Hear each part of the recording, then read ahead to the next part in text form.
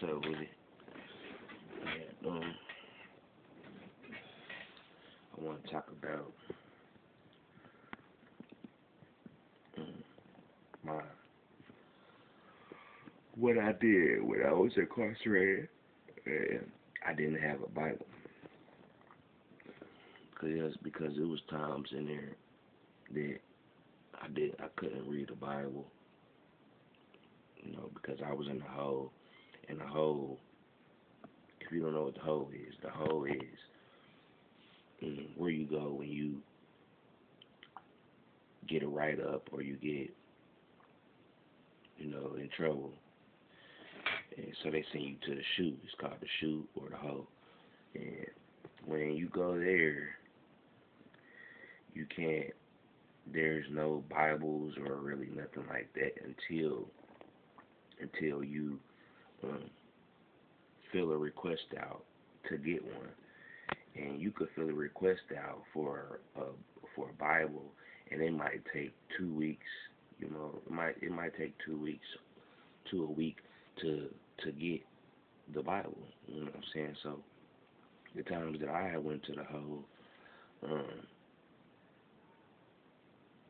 it just maybe I was asleep and missed the library when they came through and didn't get my Bible. So I had to read the Quran. If you don't know what the Quran is a Muslim Bible, and uh, the times that I didn't have my Bible, I read my Quran.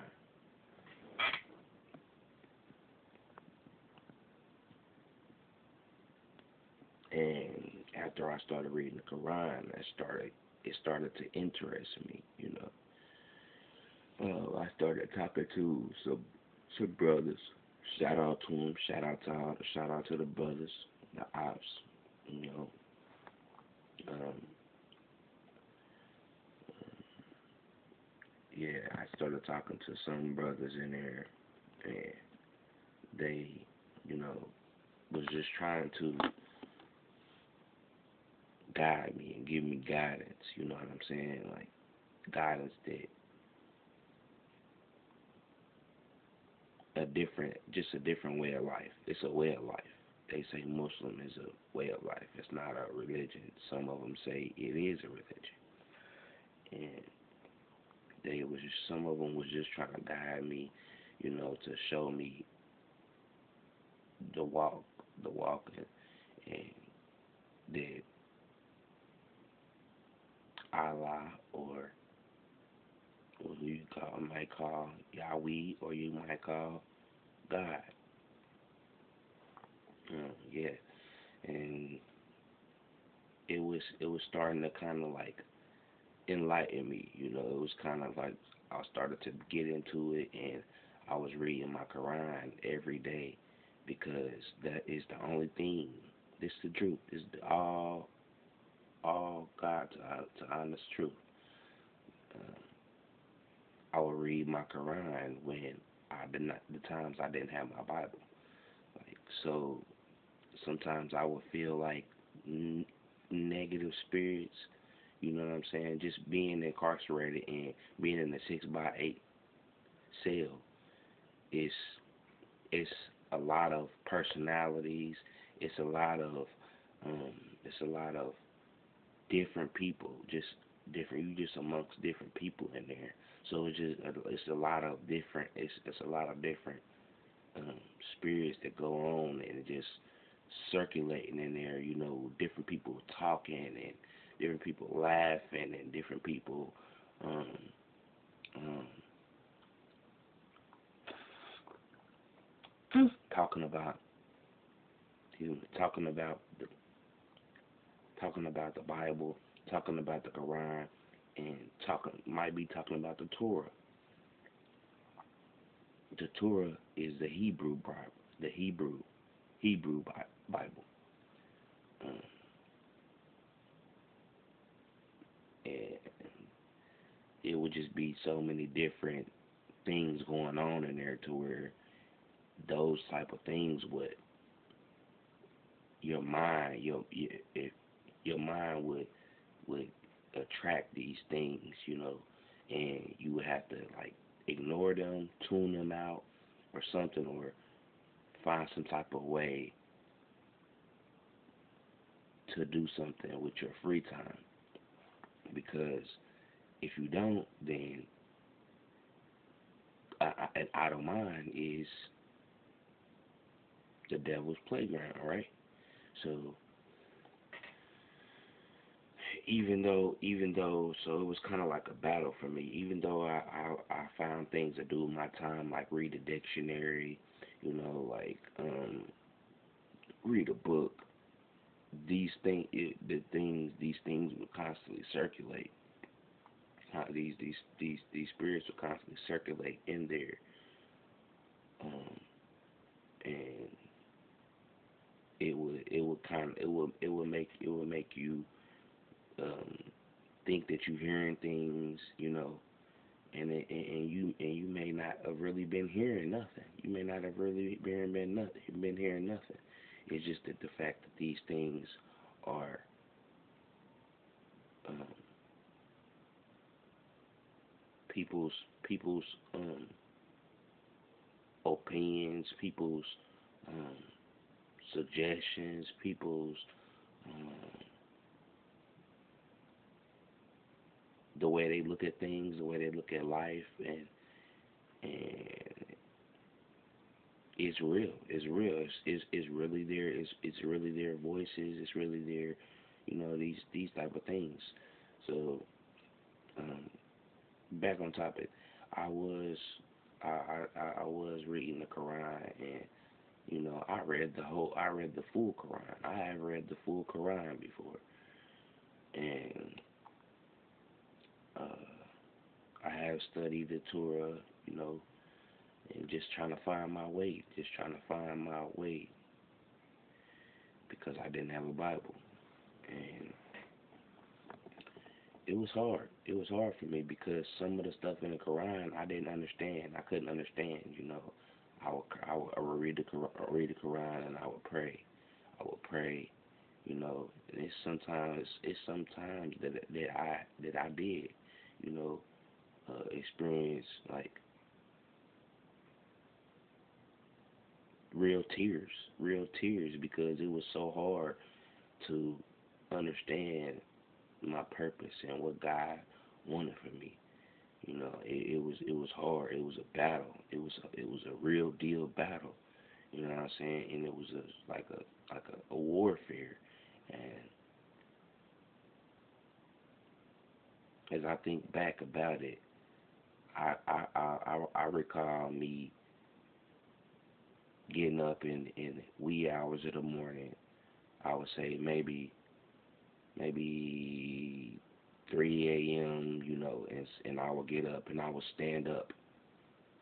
And I hear these things that I may not have wanted to hear. I would stand up and I would go to the front of my cell at the bars, and I would hold the Quran and I would read it aloud. Sometimes I would read it loud, and sometimes I would read it like in a soft tone. But but um, it would after I would read the Quran, it would it would just so happen that next day maybe, or sometimes throughout that week, Muslims would Muslim brothers would come and ask me if I was okay. They would ask me if I was okay, and it would open a conversation up about, I would be honest, and it would open a conversation about what I read and my understanding of it, and they would just we would just talk about the teachings of it, and where where do I where do I where do I want to go with it, if I wanted to be Muslim, or did I want to, just continue to obtain obtain knowledge, because a lot of it has to do with your knowledge, you know, and I will continue to study it, and I even started to learn some Arab, because a lot of serious Muslims learn Arab, and uh, I know some. I'm not saying that I know all of it, but I know some, and it was a real, it was a real, if I would say, it was a real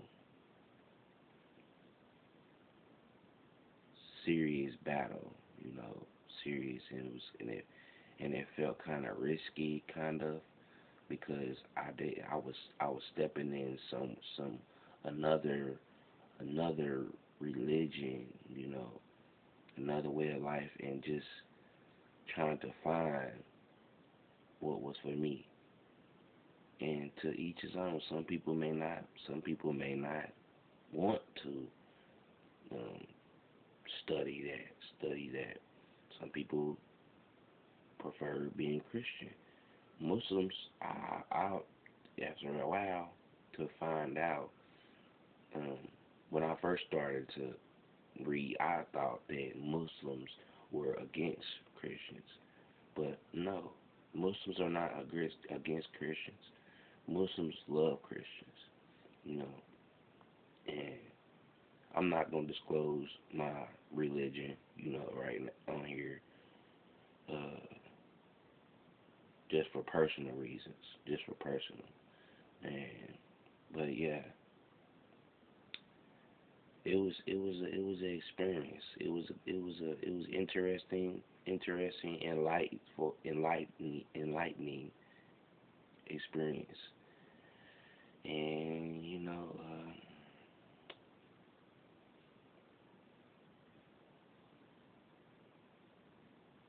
have to when you read learning about the Quran, it tells you in it that you have to learn the evil as well as the good.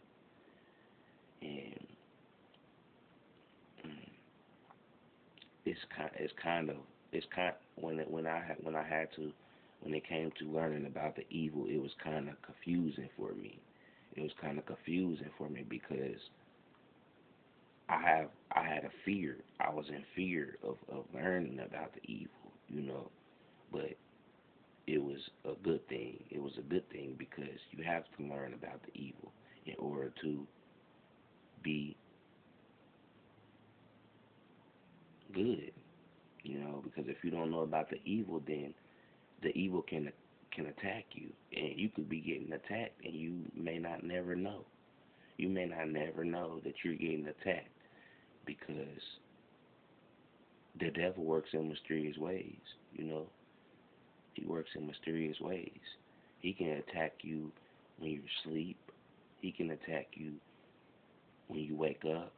He can attack you when you doing something positive and good, and you may not ever know.